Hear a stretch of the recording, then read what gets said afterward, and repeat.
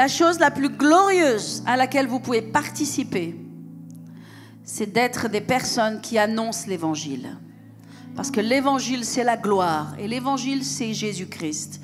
Et tout ce qui touche à Jésus et à l'œuvre de Christ, c'est glorieux.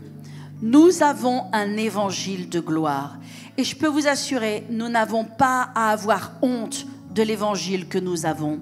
Et c'est pourquoi dans ce même chapitre, Paul dit « Je n'ai pas honte de l'évangile, car c'est la puissance de Dieu pour le salut de quiconque croit. » Cet évangile de gloire que nous avons est capable d'amener des gens des ténèbres à la lumière, est capable de transformer les vies, est capable d'enlever, d'arracher les gens des griffes du diable, de l'enfer, de la sorcellerie, de la perversité, de toute espèce de dépression, d'oppression, de suicide, de toute espèce de choses pour les amener dans la lumière.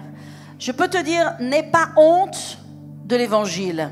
N'aie pas honte de la Bible que tu lis, parce que ce n'est pas juste un livre noir, comme il y en a de nombreux dans le monde. C'est la parole de Dieu. Et c'est cette parole sur laquelle nous devons conformer nos vies. Nos vies doivent devenir à l'image de cette parole. Cette parole, elle doit entrer à l'intérieur de nous. Elle doit faire partie de nous-mêmes. Elle doit nous transformer. Et je ne suis pas là pour vous prêcher juste un message qui vous donne de la connaissance. Je veux et je demande à Dieu de la transformation, afin qu'ensemble, nous allions de gloire en gloire et de victoire en victoire, en étant plus et encore et davantage à la ressemblance de Christ. Parce que oui, notre modèle, et si vous devez avoir un modèle, le seul modèle que vous puissiez avoir, c'est Christ. Et en tant qu'enfants de Dieu, nous ne sommes pas juste là pour l'adorer, pas juste là pour donner notre dîme, nous sommes appelés à l'imiter. Nous sommes appelés à être des imitateurs de Christ. Alléluia. Et donc, ce que Christ a fait, c'est ce que tu dois faire. Et c'est mon message ce matin. Amen. Alors, le titre de mon message ce matin, ça s'appelle « Ton nouveau moi ». Alléluia. Ton nouveau moi en Jésus-Christ. Alléluia. Il est temps que tu vives par ton nouveau toi. Il y a un nouveau toi en toi. Comme nous l'avons dit la semaine dernière, 2 Corinthiens 5, 17. Car les choses anciennes sont passées. Voici, toutes choses sont devenues nouvelles. Nous sommes devenus une nouvelle création en Jésus-Christ. Il est important que les fils de Dieu et les filles de Dieu se réveillent à cette conscience, alléluia, de qui nous sommes en Jésus-Christ et que nous vivions dans la dimension et dans le moi qui est ce moi nouveau dans le nom de Jésus. Alors le verset de ce jour, s'il y a un verset dont vous devez vous rappeler, ce sera Jean 14, 12. Et si vous avez vos Bibles, je vous invite à tourner dans la parole, parce que c'est toujours une bonne chose. Dans Jean 14, 12, Jésus dit, en vérité, je vous le dis, celui qui croit en moi fera aussi les œuvres que je fais. Alléluia. Celui qui croit en moi. Est-ce qu'il y a quelqu'un ici dans ce lieu qui croit en Jésus? Parce que si tu crois en Jésus, le Seigneur est en train de parler de toi maintenant. Amen. Celui qui croit en moi fera aussi les œuvres que je fais, et il en fera de plus grandes, parce que je m'en vais au Père. Voilà la parole pour toi aujourd'hui. Alléluia. Cette parole peut-être, elle te défie. Cette parole peut-être, elle te challenge.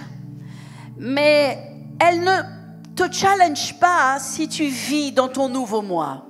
En fait, si tu vis dans la dimension de qui tu es maintenant en Jésus-Christ, sache que tu peux tout accomplir et que tu peux tout faire. Tu ne peux pas tout faire dans ton vieux moi, parce qu'il est plein de limitations et de restrictions, mais tu peux tout faire dans la nouvelle nature que Jésus-Christ t'a donnée. Alors, on va un petit peu parler de ce verset. Qu'est-ce que Jésus dit? Il dit que nous ferons les mêmes œuvres que lui-même a faites. Si nous croyons en lui, amen, nous ferons les mêmes œuvres que lui-même a faites. Est-ce que je parle à quelqu'un? Alors, quelles sont les œuvres de Christ? Qu'est-ce que Jésus a fait? Acte 10, 38 nous dit, vous savez comment Dieu a oint du Saint-Esprit et de force Jésus-Christ de Nazareth, qui allait de lieu en lieu. Qu'est-ce qu'il faisait? Il allait de lieu en lieu, amen, faisant du bien, guérissant ou délivrant tous ceux qui étaient sous l'emprise du diable, car Dieu était avec lui. Alléluia. Donc, qu'est-ce que Jésus faisait? Allez-y, parlez-moi un peu, on va être en interactivité. Qu'est-ce que Jésus faisait? Il allait, n'est-ce pas? Il allait de lieu en lieu. Amen. Pour faire quoi? Pour faire du bien, n'est-ce pas? Et pour faire quoi? Pour libérer ceux qui étaient sous l'emprise du diable. Amen. Dans Matthieu 11, au verset 2, Jean-Baptiste est au fond de sa prison. Et Jean-Baptiste, au fond de sa prison, pour certaines raisons, et notamment la persécution qu'il vit, il doute, parce qu'il passe par l'épreuve, il passe par un moment difficile. Alors il envoie ses disciples vers Jésus pour lui dire, est-ce que tu es bien celui qu'on attendait? Est-ce que c'est vraiment toi le Messie? C'est bien toi? Ou est-ce qu'on doit en entendre un autre? Et là, Jésus va lui répondre. Et il lui dit, allez rapporter à Jean ce que vous entendez et ce que vous voyez. Les aveugles voient, les boîtes marchent, les lépreux sont purifiés, les sourds entendent, les morts ressuscitent et la bonne nouvelle est annoncée aux pauvres. Alléluia. Donc Jésus était en train de décrire ses œuvres. Il était en train de dire ce qu'il faisait. Amen. Et ce qu'il faisait, c'est qu'il purifiait les malades, il délivrait les personnes qui étaient sous oppression, il prêchait la bonne nouvelle. Maintenant, Jésus a dit que les mêmes œuvres que lui, il a fait, toi, tu dois faire. Toi, tu dois faire. Alors peut-être vous vous posez cette question, qui est-ce qui doit faire? Le pasteur Béline doit faire. Notre ami Ben Fitzgerald doit faire. Le pasteur Claudio Frezon doit faire. Non, en fait, il est parlé de toi et de moi. Amen. C'est-à-dire Lucie doit faire. Aurélio doit faire. Alain doit faire. Bethel doit faire. Victoire doit faire. Eloge doit faire. Quel que soit le nom, amen, ce sont les œuvres que nous devons faire. Alléluia. Est-ce que je parle à quelqu'un ce matin? Ça n'a jamais été aussi silencieux dans ce sanctuaire. Hein? Parce que nous pensons que ça, c'est pour des gens particuliers. Mais nous avons reçu une nature à l'intérieur de nous. Nous avons reçu une nouvelle nature, qui est la nature de Dieu en nous, qui nous a donné la capacité de faire toutes ces choses en Jésus-Christ. Toutes ces œuvres, nous avons besoin de les faire. Amen. C'est pourquoi Jésus a dit à ses disciples, les disciples sont les gens qui suivent Christ. Je pense que cette Église est remplie de gens qui suivent Christ, des gens qui aiment Jésus. Amen. Il a dit à ses disciples, dans Marc 16, bien sûr, vous connaissez, « Allez par tout le monde, prêchez la bonne nouvelle à toute la création. Celui qui croira et qui sera baptisé sera sauvé. Voici les miracles qui accompagneront ceux qui auront cru. Chasseront les démons, parleront de nouvelles langues, saisiront des serpents. S'ils boivent quelques breuvages mortels, il ne leur fera aucun mal. Imposeront les mal aux malades et les malades seront guéris. » Alléluia. Et la Bible nous dit que lorsque le Seigneur dit ces choses, il partit au ciel et ils s'en allèrent prêcher partout. Et le Seigneur travaillait avec eux et confirmait la parole par des signes, des miracles et des prodiges. Est-ce qu'on peut avoir un amen pour cela? Alléluia! Quand est-ce que Jésus nous a donné cette instruction? Quand est-ce que Jésus nous a donné Marc 16 et Matthieu 28? Il nous a donné Marc 16 et Matthieu 28 après avoir tout accompli. Il nous a donné ces instructions après nous avoir tout donné. Il a tout accompli à la croix. L'œuvre de Christ est exceptionnelle. Elle est extraordinaire. Elle est hors du commun. C'est l'œuvre de Christ qui nous lave de tous nos péchés. C'est l'œuvre de Christ qui nous rend justes devant Dieu. C'est l'œuvre de Christ qui fait de Dieu notre Père. Et Satan n'est plus notre Père, mais le Créateur du ciel et de la terre est notre Père. Nous sommes enfants de Dieu, héritiers du ciel et de ses promesses, non pas lorsque nous serons au ciel, mais ici-bas sur la terre. Donc lorsque Jésus nous a donné ces instructions, il a déjà accompli l'œuvre qui nous a donné toutes choses. La Bible dit que Dieu nous a donné toutes choses pour que nous en profitions. Il est écrit qu'il nous a donné tout ce qui contribue à la piété, tout ce dont nous avons besoin pour vivre pour lui. Donc quand Jésus nous a donné cette instruction, il nous a tout donné. Et c'est important que tu le comprennes. Parce que si tu laisses le diable mettre un voile sur tes yeux, si tu laisses le diable t'aveugler, et vous savez, il y a des aveuglements. On peut être aveugle, amen.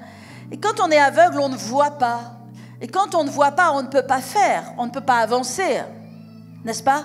On est aveugle. Et tu peux être héritier du royaume de Dieu, de ses promesses, héritier de cet évangile extraordinaire qui peut changer ta vie, ta famille, tes bien-aimés, ton mari, ta femme, tes proches. Et puis en même temps, si tu portes un voile, si tu es aveuglé, en fait, cet évangile ne va jamais être activé au travers de toi. Donc c'est important d'avoir la révélation. C'est important que ce message, tu le prennes pour toi. Parce que Dieu nous attend dans une autre dimension. Dieu nous attend quelque part plus haut. Il y a quelque chose de plus que ce que tu es maintenant et que ce que tu as compris maintenant. Il y a quelque chose de plus que tu dois saisir. Comme Paul disait à Timothée, cours, saisis la vie éternelle. De la même façon, Dieu nous dit, cours, saisis la révélation, saisis qui tu es, saisis quel homme, quelle femme nouvelle tu es maintenant en Jésus-Christ. Nous avons un évangile de gloire. Et ces œuvres auxquelles nous sommes appelés, toi et moi, ton voisin, ta voisine, celui qui est devant, derrière, et toi, c'est important de dire moi. Si tu peux prendre ton doigt et le mettre sur ta poitrine et dire moi, je suis appelé moi à ces œuvres. J'ai la capacité de faire ces œuvres. Alléluia. C'est important parce que qui peut faire ces choses? Qui peut faire ces choses? Qui peut amener le royaume de Dieu sur la terre? Qui peut amener la lumière dans les ténèbres? Qui peut changer les circonstances? Qui? C'est sûrement pas ton vieux toi. Parce que ton vieux toi, ta vieille nature n'a pas de puissance. Elle est rendue puissante par Satan et par la chair. Ta vieille nature, lorsque tu marches dans ta vieille nature, tu donnes de la force à Satan et tu donnes de la force au royaume des ténèbres. Les gens qui marchent dans leur vieille nature sont critiques, sont rebelles, sont ingrats, sont mécontents, sont râleurs, sont accusateurs, sont pécheurs, sont, je ne sais pas, peu importe. Vous voyez le registre en tout cas. Amen. Donc cette vieille nature, elle n'est pas connectée à Dieu et elle ne sera jamais connectée à Dieu. Elle ne sera jamais connectée à Dieu. Tu ne peux pas vivre par cette vieille nature. La Bible nous dit que nous devons revêtir l'homme nouveau. La Bible nous dit que nous devons nous dépouiller du vieil homme. Ça veut dire, si ce manteau, je pouvais l'enlever, j'enlève, n'est-ce pas? Je dois me débarrasser de ce vieil homme pour revêtir, c'est-à-dire pour revêtir l'homme nouveau. Alléluia, c'est un choix. Parce que ces deux natures sont opérantes en toi. Tu ne pourras jamais tuer ta chair. Tu ne pourras jamais faire qu'elle disparaisse. Tu peux la clouer à la croix et la crucifier, comme nous dit la Bible. Mais elle sera toujours là et elle doit toujours rester à la croix. Elle doit toujours être crucifiée, mais elle ne sera jamais disparue en toi. Peut-être tu peux la rendre si faible, si faible, si faible qu'elle semble insignifiante. Mais elle existera toujours. Tu comprends? Ces deux natures, elles sont agissantes à l'intérieur de toi. Et c'est pourquoi tu as besoin de nourrir l'homme nouveau. Parce que qui peut faire ses œuvres? Qui peut servir Dieu? Qui peut transformer la vie des gens? Qui peut toucher les Français, la France, la nation dans laquelle Dieu nous a placés? C'est l'homme nouveau qui est en toi. Parce que l'homme nouveau qui est en toi, la Bible dit qu'il juge de tout, mais qu'il n'est jugé de rien. Pourquoi? Parce qu'il est spirituel. Il est capable de juger de tout, et ce n'est pas l'esprit de jugement ici. Parce que l'esprit de jugement est relié à la vieille nature. Il y a des gens qui ont un esprit de jugement, ils jugent tout le monde, ils jugent l'église, ils jugent les pasteurs, ils jugent... Dieu ne nous a pas appelés à juger, Dieu est juge. Personne n'a reçu le ministère du don du jugement. Mais celui qui est un homme nouveau, il juge de tout, c'est-à-dire qu'il a le discernement sur les choses, parce qu'il est spirituel. Alléluia, parce qu'il y a des choses que l'on ne discerne que spirituellement. C'est spirituellement qu'on en juge, dit la Bible. Amen. L'homme nouveau en Jésus-Christ. Quand Jésus est venu en toi, l'homme nouveau, c'est-à-dire ton esprit, n'est-ce pas, est venu et il a vécu en toi, il vit en toi. Et maintenant, c'est lui que tu dois nourrir. C'est lui qui doit vivre et prendre toute la place. Parce que l'homme nouveau, il est vraiment nouveau. Parce que lorsque nous vivons selon notre nature divine et notre nature spirituelle, nous devenons des gens exceptionnels, prêts à faire des choses extraordinaires. Nous n'avons pas peur du diable, nous n'avons pas peur du monde spirituel démoniaque. Amen. Nous avons l'autorité en Jésus-Christ. Nous parlons avec autorité la parole de Dieu. Nous parlons avec autorité. Nous prêchons l'évangile avec autorité. Nous amenons le royaume de Dieu sur la terre. Parce que nous marchons dans l'homme nouveau. Et l'homme nouveau ne peut pas être contrôlé par Satan. Et il ne peut pas être contrôlé par la chair. Il est puissant. Et moi, je dis dans le nom de Jésus, il faut arrêter d'être faible. Le peuple de Dieu doit arrêter de vivre selon sa vieille nature. C'est un non-sens que d'être un enfant de Dieu qui a été né de nouveau dans cette nouvelle nature et de vivre selon l'ancienne. Quand la Bible nous dit que les choses anciennes sont passées, voici toutes choses sont devenues nouvelles. Et qu'Ézéchiel dit, j'ôterai leur cœur de pierre, c'est-à-dire leur vieille nature dure, charnelle. J'ôterai leur cœur de pierre et je leur donnerai un autre cœur. Je leur donnerai un cœur de chair. Je leur donnerai le cœur de Dieu. Dieu a fait cette œuvre. Amen. Et maintenant, nous avons cela à l'intérieur de nous. Et maintenant, il faut commencer à secouer la poussière de tout ce qui est charnel, limité, peureux, craintif, timide, angoissé, oppressé, dominé, au nom de Jésus. Alléluia. Amen. Que l'homme nouveau se lève. Que l'homme nouveau se lève en Jésus-Christ. Alléluia. Est-ce que vous recevez cette parole ce matin? Parce que Dieu m'a parlé de façon vraiment spécifique de vous apporter cette parole. Voyez-vous, il y a eu le premier Adam. Il y a eu le premier Adam et je partageais ça notamment avec l'école biblique et combien nous passons des temps extraordinaires à l'école biblique. Et je vous dis, mes bien-aimés, et vous tous qui êtes en ligne, l'école biblique, c'est pour vous.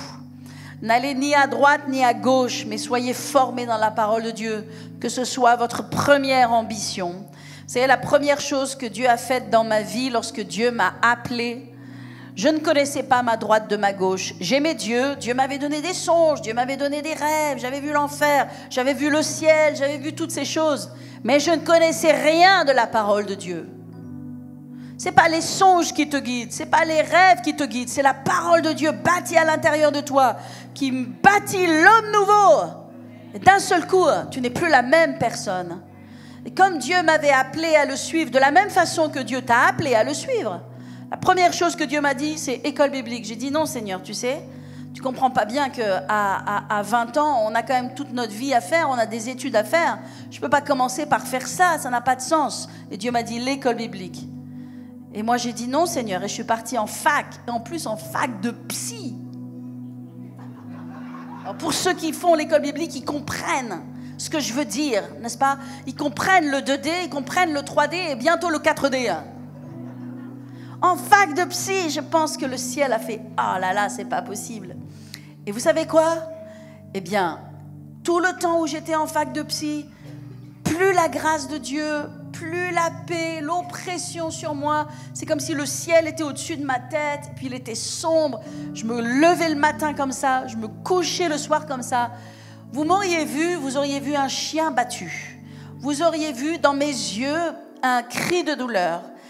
Un truc dans mes yeux qui disait « Mais sortez-moi de là, je suis dans un tel état de souffrance. » Et tout le rêve de ma vie, c'était pourtant dans ma chair, dans ma pensée à moi, le rêve de ma vie d'être à l'université, faculté de psychologie. Ah, c'était mon rêve.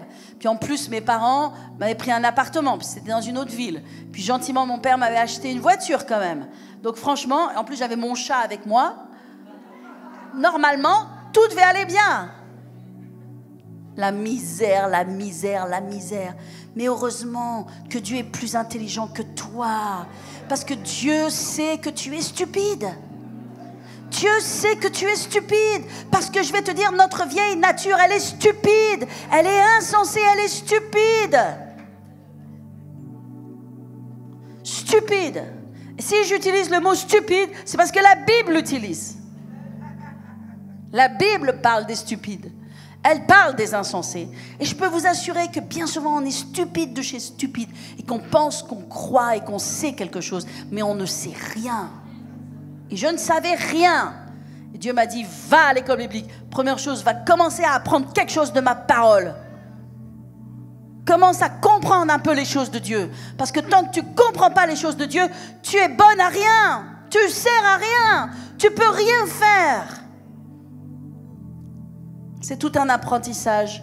Et c'est toute une vie pour arriver à ouvrir cette parole, à la découvrir, à la comprendre. Et la révélation qui ne cesse et qui ne cesse. Et la révélation qui nous transforme. Et la Bible dit de gloire en gloire que quand même tu as atteint une gloire, tu n'as pas atteint toutes les gloires. Parce qu'après cette gloire, il y a une autre gloire. Il y a encore une autre gloire. Il y a encore une autre gloire. Et tu n'as jamais fini de découvrir la gloire de Dieu et les facettes de qui Dieu est. Est-ce que je parle à quelqu'un ce matin? L'homme nouveau. Éphésiens 4, 22 nous dit « C'est en lui que vous avez été instruits à vous dépouiller. » Éphésiens 4, 22. « Instruits à vous dépouiller, eu égard à votre vie passée. » D'accord? La vie passée, elle est passée. « À vous dépouiller du vieil homme qui se corrompt par des convoitises trompeuses, mais à être renouvelé. » Donc vous avez été instruits à être renouvelés dans l'esprit de votre intelligence et à revêtir l'homme nouveau, créé par Dieu, dans une justice et une sainteté que produit la vérité. Ça, c'est en toi. Il y a le vieil homme en toi. Et puis il y a l'homme nouveau en toi. Et l'homme nouveau, il peut tout. L'homme nouveau, il peut pardonner. L'homme nouveau, il peut marcher selon Dieu. Et il marche selon Dieu. Colossiens 3,10 nous dit « Ayant revêtu l'homme nouveau qui se renouvelle dans la connaissance selon l'image de celui qui l'a créé. » 2 Corinthiens 4,16 nous dit « Nous ne perdons pas courage. Et lors même que notre être extérieur se détruit, notre homme intérieur se renouvelle de jour en jour. Quand bien même notre être intérieur semble plus faible, ou peut-être qu'il prend de l'âge, ou peut-être que, peu importe, notre être intérieur, se renouvelle. Il devient fort, de plus en plus fort, de jour en jour. Alléluia. J'aimerais faire une parenthèse. Quand ton être intérieur est fort, ton corps va aussi devenir fort. Parce que ton être intérieur a autorité sur ton corps. Alléluia. Amen. Gloire à Jésus. Les gens, et je vous l'ai dit, il me semble la semaine dernière, pourquoi est-ce que vous devez faire cela? Pourquoi est-ce que nous devons être spirituels? Pourquoi est-ce que nous devons faire les œuvres de Christ? Parce qu'il y a des gens qui nous attendent de l'autre côté de notre obéissance. Il y a des gens qui nous attendent de l'autre côté. Comme Jésus a dit à ses disciples, passons de l'autre côté. Puis il y avait un homme, un Gadaréen qui était lié, qui attendait juste le passage de Jésus pour être libéré. De la même façon, il y a des gens qui attendent derrière l'autre côté de ton obéissance. Alléluia. Si tu décides, et c'est la parole que Dieu m'a donnée dans ma vie, vous la connaissez cette parole, j'aimerais un jour la mettre peut-être sur le site ou sur l'internet pour que tous ceux qui veulent l'entendre puissent l'entendre, parce que moi j'aime l'entendre souvent. Cette parole, je l'ai reçue, j'avais 18 ans, donc autant vous dire que ça fait longtemps. Et pourtant elle fait toujours écho dans mon cœur. Et cette parole, elle me dit, si tu choisis d'utiliser ta vie pour plaire à ton Dieu qui est ton Seigneur, qui en fait a une œuvre pour toi. J'ai un plan pour ta vie, j'ai un plan plein de puissance pour ta vie, je le connais par cœur.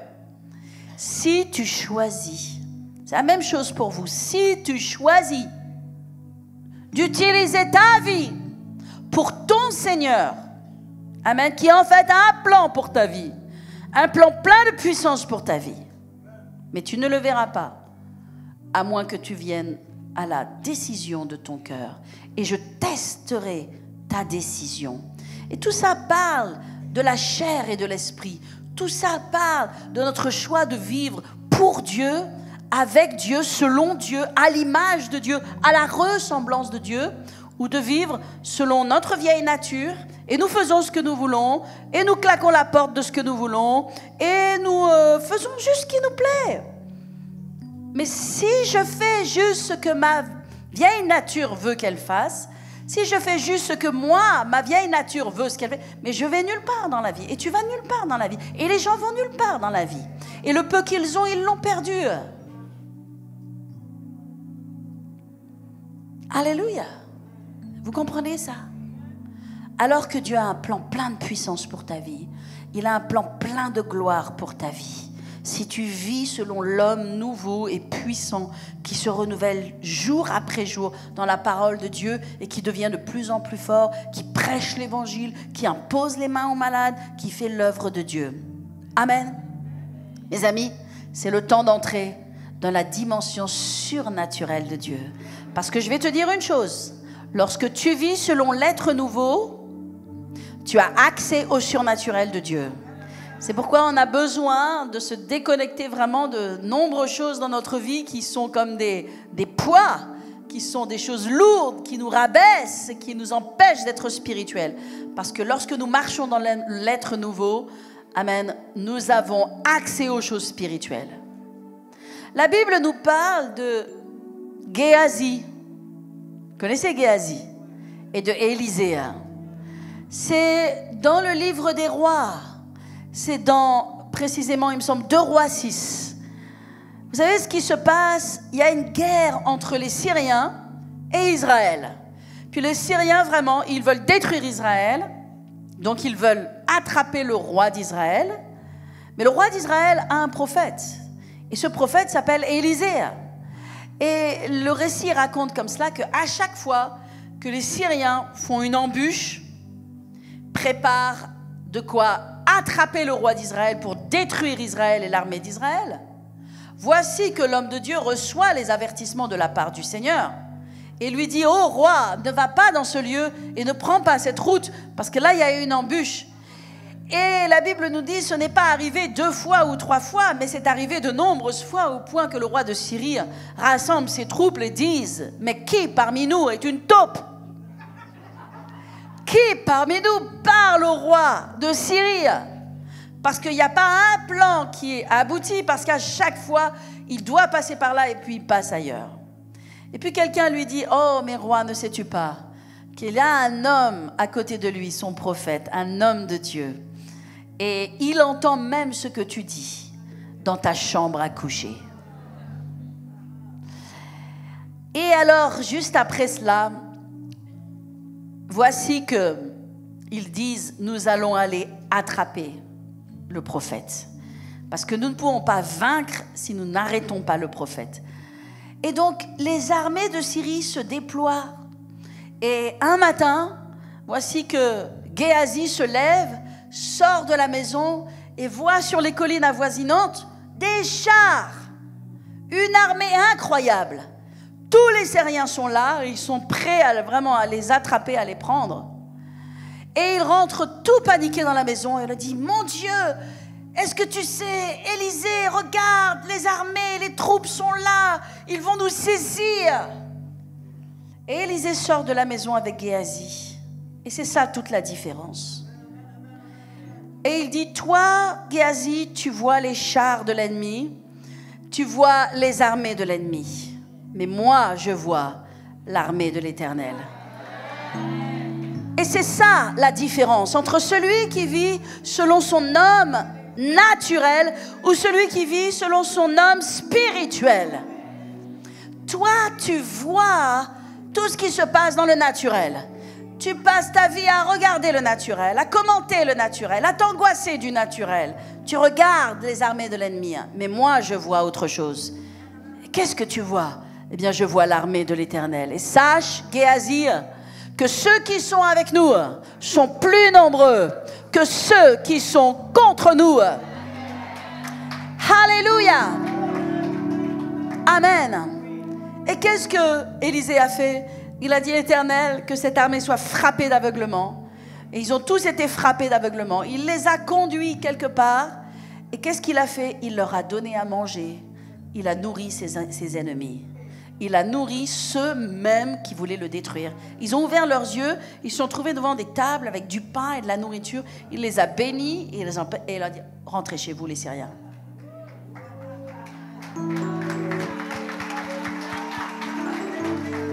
Qui peut faire ça? Qui peut faire ça? Vous pensez que l'homme naturel peut faire ça? L'homme naturel ne peut faire ça. L'homme naturel n'est que vengeance. L'homme naturel ne voit que les armées de l'ennemi. L'homme naturel n'est que peur. L'homme naturel n'est que stress. L'homme naturel n'est que paroles négatives. Mais l'homme spirituel qui est à l'intérieur de toi, il peut tout. Il est connecté à Dieu. Il peut tout. Alléluia. Il voit différemment. Il agit différemment. Est-ce que vous comprenez la différence? Amen. Il est temps que l'Église se lève dans la nature nouvelle que Dieu lui a donnée afin de produire, on va dire, les œuvres, d'accomplir les œuvres de celui qui nous a envoyés. Amen. Alléluia.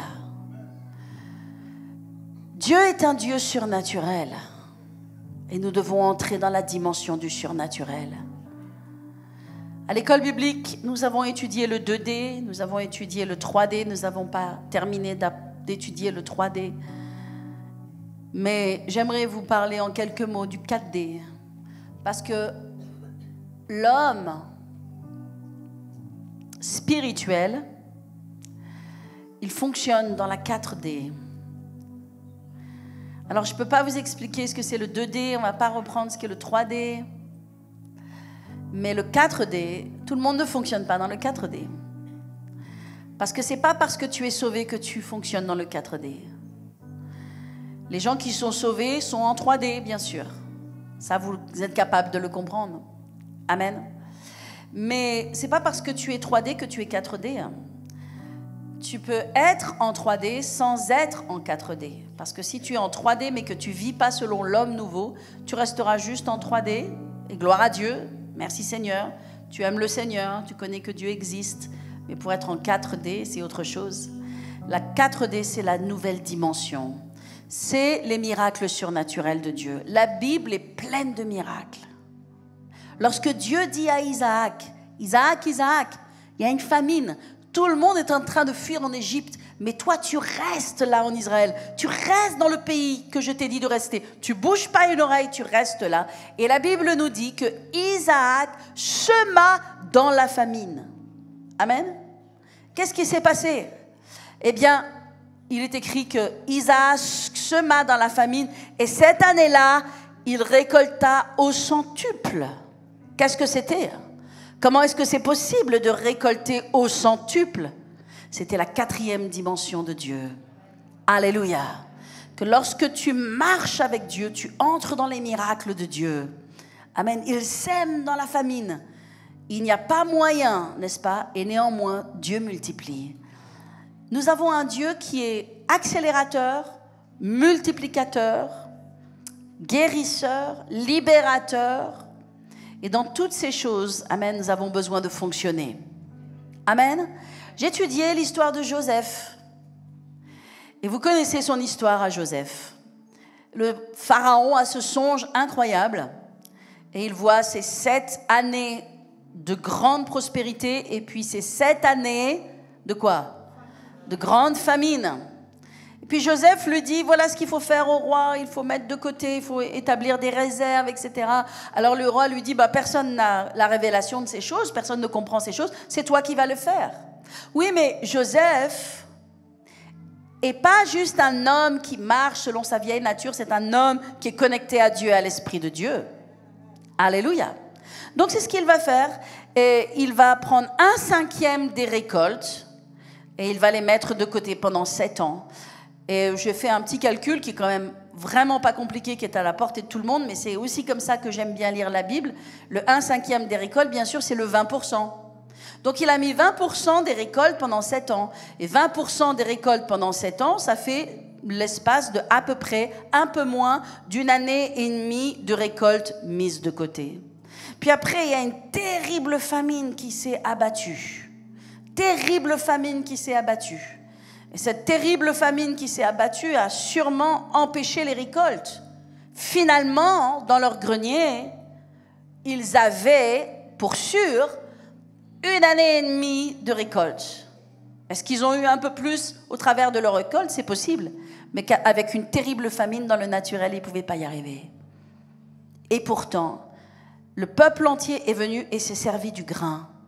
Les nations du monde entier aux alentours sont venues et ont demandé à être sauvées. Et le grain n'a cessé de sortir du grenier. Le grain n'a cessé de sortir. Pourquoi ? Parce que ça, c'est la 4e dimension. C'est la dimension du surnaturel. Les nations sont venues et se sont servies et le grain n'a jamais cessé. Et le grain n'a jamais cessé. Je prie dans le nom de Jésus, alléluia, que le peuple de Dieu, l'Église de Jésus-Christ, entre dans cette dimension du surnaturel, dans le nom puissant de Jésus. Alléluia. Que toi qui vas vivre selon l'être nouveau, selon l'homme nouveau en Jésus-Christ, tu entres maintenant dans le surnaturel de Dieu pour ta vie. Et je le déclare dans le nom de Jésus, la farine ne manquera pas dans le pot et l'huile ne manquera pas dans le vase. Alléluia. Je déclare la multiplication dans tes greniers, la multiplication dans ta vie. Je déclare que même si tu as peu, avec peu, tu peux faire beaucoup. Dieu multiplie ta capacité. Dieu multiplie. C'est le surnaturel de Dieu qui vient sur toi. C'est cette 4e dimension dans laquelle nous sommes appelés à opérer. Alléluia. Que nous ne regardons pas aux choses que nous avons, mais nous fonctionnons selon le surnaturel de Dieu. Dans le surnaturel de Dieu, il n'y a pas de manque. Dans le surnaturel de Dieu, il y a une provision absolue. Alléluia.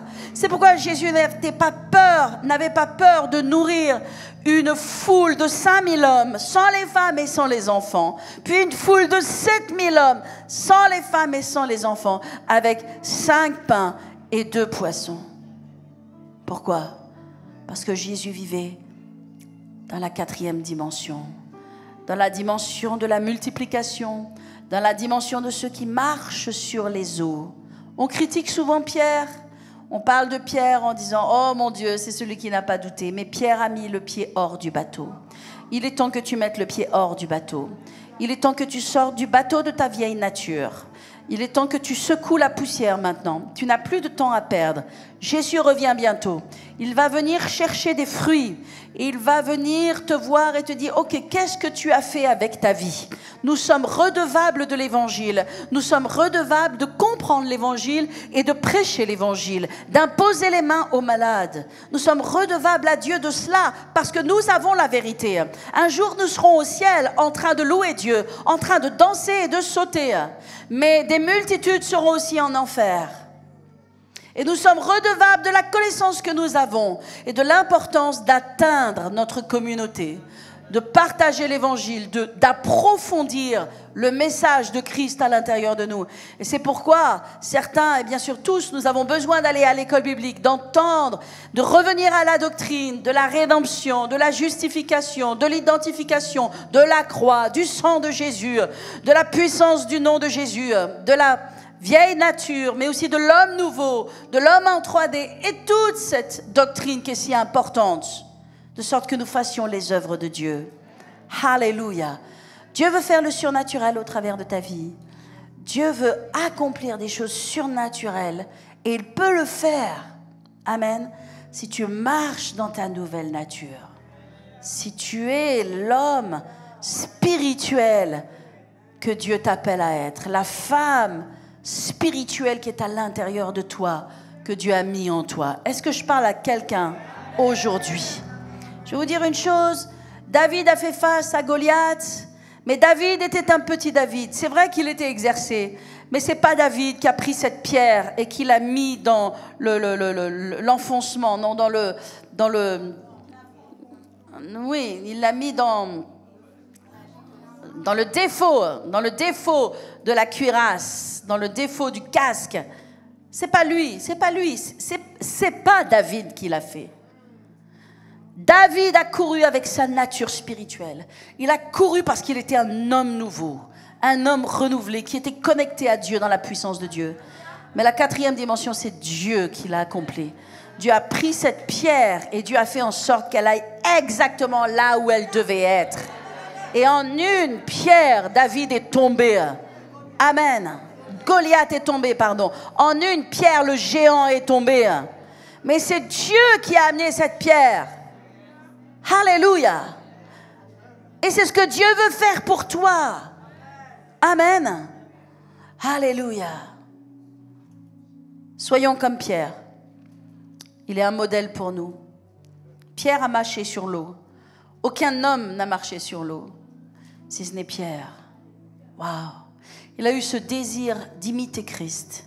Il a eu ce désir d'imiter son Dieu.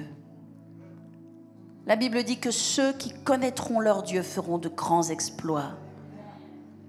Amen. La parole de Dieu vous challenge aujourd'hui. Elle vous défie. Mais en fait, elle ne devrait pas nous défier parce que c'est juste la parole de Dieu. Lorsque les disciples, Jésus est reparti, ils sont allés, ils ont prêché partout. Ils étaient pleins de puissance. Ils n'étaient effrayés par personne. Pourtant, il y avait de la persécution. Jacques est mort par l'épée. Oui, ça ne les a pas arrêtés. Pourtant, il y avait des menaces. Mais ils étaient des hommes et des femmes pleins de Dieu. Ils marchaient dans l'homme nouveau. Ils avaient tout compris à l'œuvre de Christ. Et ils étaient instoppables. Et je prie que c'est ce que tu sois maintenant dans le nom de Jésus. Je prie maintenant que tu te détaches de tout ce qui te lie, que tu te détaches de tout ce qui t'affaiblit. Tu n'es pas appelé à vivre dans des guerres. Tu n'es pas appelé à vivre dans des disputes. Tu n'es pas appelé à vivre dans quelles que soient les choses qui ressemblent de près ou de loin à Galates 5. Toutes les choses qui sont citées dans Galates 5 ne doivent pas faire partie de ta vie. Amen. Parce que toutes ces choses te rendront faible et t'empêcheront de marcher dans la dimension surnaturelle de Dieu. Dieu veut faire des grandes choses avec toi. Alléluia. Ça ne doit pas être quelque chose d'anormal que de prêcher l'évangile. Cette nation, elle est perdue. Mais cette nation, elle aime Dieu.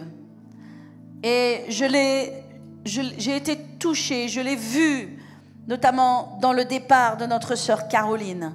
dans cette église remplie de 300 personnes, Français, qui étaient là, bien sûr, instruits dans le catholicisme, mais qui avaient un cœur ouvert pour apprendre, un cœur ouvert pour recevoir. Et certains qui ont dit, mais ce que cette dame a dit en l'espace de 10 minutes, c'est ce que nous n'avons jamais compris. Et c'est là où est l'échec de certains, de ne pas nous avoir partagé, de ne pas être capable de nous apprendre. Un peuple qui a faim, qui a soif. Et qui leur apportera l'évangile? C'est nous. C'est nous. C'est chacun d'entre nous. La France est loin de Dieu, mais la France aime Dieu. La Bible dit que la terre entière attend après la révélation des fils de l'homme. Waouh! La terre entière attend après toi. Elle n'attend pas après le vieil homme qui est en toi. Le vieil homme qui est en toi n'intéresse personne si ce n'est le diable. Mais la terre entière attend après l'homme nouveau, spirituel et puissant en Jésus-Christ, qui est en toi. Parce qu'il est en toi. Alléluia. Merci Jésus. Amen. Est-ce que quelqu'un reçoit la parole de Dieu ce matin? Fermons nos yeux. Shanta kabrama sonto koshereba. Alléluia. Sobra ma shanta kama sondoro shandaba. Kerere masora raba shereba. Alléluia. Thank you Jesus. Ne pense pas je suis faible. Ne pense pas je suis insignifiant. Ne pense pas je ne sais pas assez. Je ne suis pas assez. Non, ne pense pas cela. Pense à ce qui est en toi, ce qui a été planté en toi, ce qui a été semé en toi, parfois depuis des dizaines d'années. Tu es beaucoup plus fort que tu ne le penses. Tu es beaucoup plus puissant que tu ne le penses. La seule personne qui te ment, c'est Satan avec ses mensonges pour te garder en bas, pour te garder petit, pour te garder sans puissance. Alors que Dieu a tout mis en toi. Alléluia. Thank you, Jesus. Merci, Jésus. Alléluia. J'aimerais vous laisser le temps de prier ce matin. Certains, peut-être, vous voulez venir sur le devant. Vous voulez vous agenouiller sur le devant. Vous voulez avoir un temps personnel avec Dieu. Vous pouvez venir librement. Vous savez, vous avez la liberté. Si vous voulez prier sur le devant, si vous voulez vous consacrer, venez, venez, sortez de vos rangs. Alléluia. Mais que tout le monde puisse avoir un temps de prière. Avec cette parole, certains, vous avez besoin de consacrer vos vies. Certains, vous avez besoin de dire, Seigneur, je renonce. Vous savez, la puissance du renoncement est importante. Je renonce à la dispute. Je renonce à la chair. Je renonce à des œuvres dans ma vie qui m'empêchent d'avancer. Je renonce. Alléluia. Simplement prier. C'est entre vous et Dieu. Merci Jésus, que tout le monde prie. Certains, vous avez besoin de vous mettre à genoux là où vous êtes.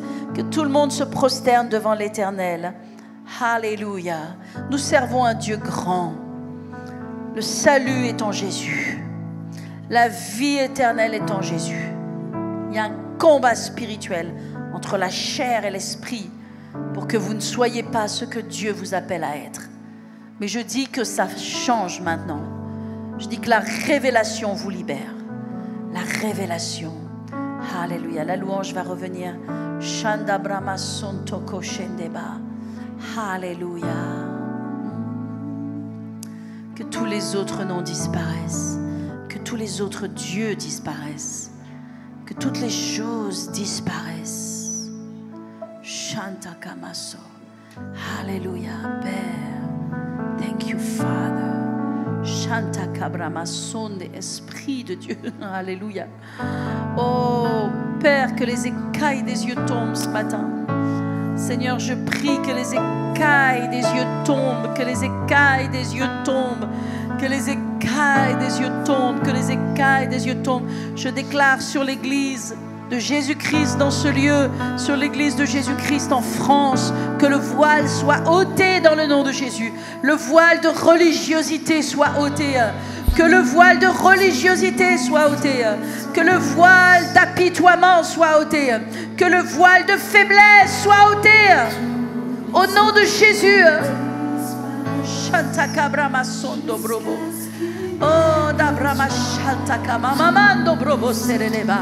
Que vous entriez dans les œuvres de Dieu, dans les œuvres préparées d'avance. Que vous entriez dans les œuvres préparées d'avance. Il y a des œuvres qui ont été préparées pour que vous les fassiez. Des œuvres de salut, des œuvres de gloire. Ôte le voile, Seigneur. Ôte le voile, Père. Ôte le voile, Seigneur. Jésus, le combat est un combat spirituel. Il y a un combat spirituel pour que tu ne sois pas ce que Dieu t'a appelé à être, pour que tu n'en aies même pas la connaissance, que tu n'en aies même pas la compréhension. Il y a un combat contre toi pour te rendre aveugle et sourd et paralysé. Non, non, non, non, non, non, non, non, non. Lève-toi dans le nom de Jésus. Lève-toi dans la nature glorieuse que Dieu t'a donnée. Dans l'homme nouveau extraordinaire. Chanta Kabrama, lève-toi. Thank you, Jesus. Que tous les autres noms disparaissent jusqu'à ce qu'il n'y ait que toi. Que tous les autres noms disparaissent. Allez, chantons tous ensemble. Oh oui, Seigneur. Jésus, prends ta place. Que tous les autres noms disparaissent. Tous les autres noms disparaissent. Seigneur, que ta révélation vienne. Que tous les autres noms disparaissent. Que tous les autres noms disparaissent. Seigneur, nous disons délivrance. Jusqu'à ce qu'il n'y ait que toi. Que tous les autres noms disparaissent. Délivrance. Jésus, prends ta place. Jésus, prends ta place. Que tous les autres noms, que tous les autres noms disparaissent. Que tous les autres dieux disparaissent. Oh oui. Que tous les autres noms disparaissent. Toutes les idoles, tous les mensonges, tous les autres noms disparaissent. Jusqu'à ce qu'il n'y ait que toi, que tous les autres noms disparaissent. Que vous ayez la révélation. Jusqu'à ce qu'il n'y ait que toi. Que vous ayez la révélation ce matin. Que vos yeux s'éclairent. Que l'aveuglement parte. Que les malédictions partent. Que les limitations partent. Au nom de Jésus, je commande à l'église de Jésus-Christ d'être libérée. Je commande à l'église de Jésus-Christ d'être déliée de toute chaîne. Qu'elle soit déliée de toute chaîne, qu'elle soit déliée de toute incapacité, impossibilité dans le nom de Jésus. De toute limitation, de tout ce qui ramène vers le bas, au nom de Jésus. Esprit de peur, tu pars. Esprit de peur, tu lâches la vie des gens. Santa Cabrama Santo Carawe. La capacité de Dieu en toi.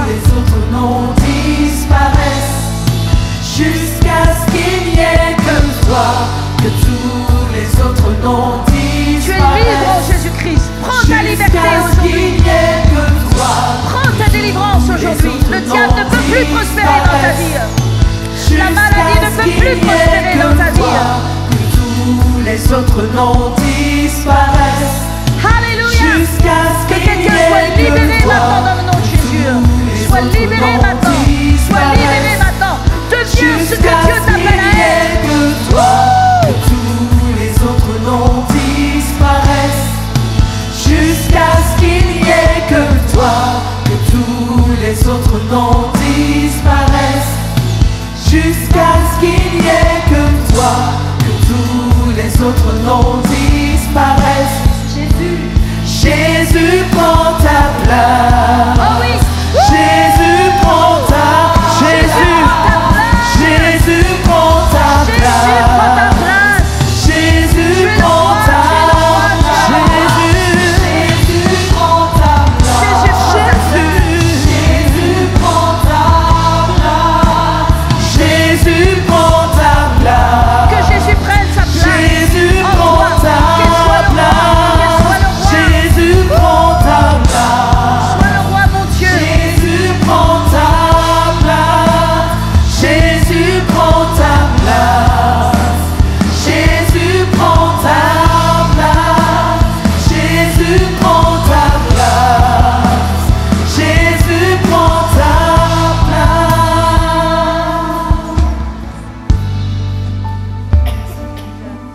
Amen. Fermons nos yeux. Toutes les personnes ici, vous n'avez jamais donné votre vie à Jésus. Si vous deviez mourir demain, vous n'êtes pas sûr d'avoir la vie éternelle.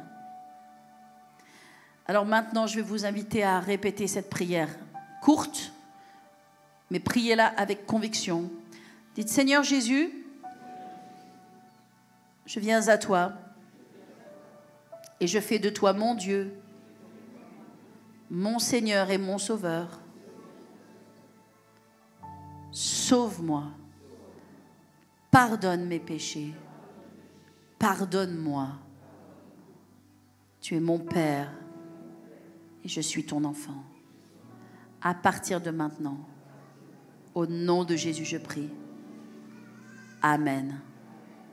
Alors que tous les yeux sont fermés, les personnes qui viennent de prier cette simple prière, levez bien haut votre main, là où vous êtes. Allez, toutes les personnes qui viennent de prier cette simple prière, levez bien haut votre main. Faites-moi un signe, maintenant, là où vous êtes.